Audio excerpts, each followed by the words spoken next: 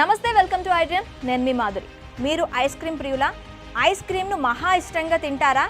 నచ్చిన ఫ్లేవర్స్ను మరీ ఆస్వాదిస్తారా?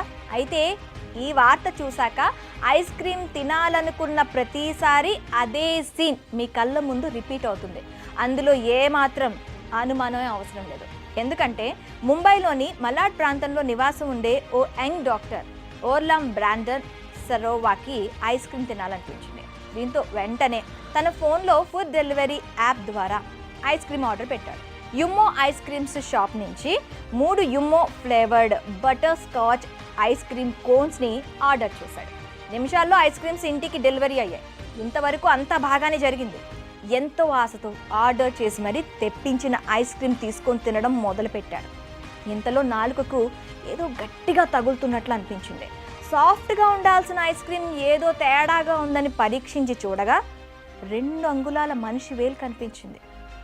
ఐస్ క్రీమ్లో మనిషి వేలు చూసిన డాక్టర్ ఓర్లామ్ బ్రాండన్ ఒక్కసారిగా షాక్ అయ్యాడు. ఏం చేయాలో అర్థం కాని పరిస్థితుల్లో డాక్టర్కు దిమ్మ తిరిగి మైండ్ బ్లాక్ అయింది. ఐస్ క్రీమ్ తిని మైండ్ను కూల్ చేసుకుందామనుకున్న డాక్టర్కు అందులో మనిషి వేలు చూసి చిర్రెత్తుకొచ్చింది. ఏదో క్రైమ్ జరిగిందని ఆలోచించి డాక్టర్ మలాడ్ పోలీస్ స్టేషన్లో ఫిర్యాదు చేశాడు. ఎఫ్ఐఆర్ నమోదు చేసుకున్న పోలీసులు దర్యాప్తు చేస్తున్నారు. ఐస్ క్రీమ్లో దొరికిన ఆ ఫింగర్ను ఫోరెన్సిక్ ల్యాబ్కు పంపారు.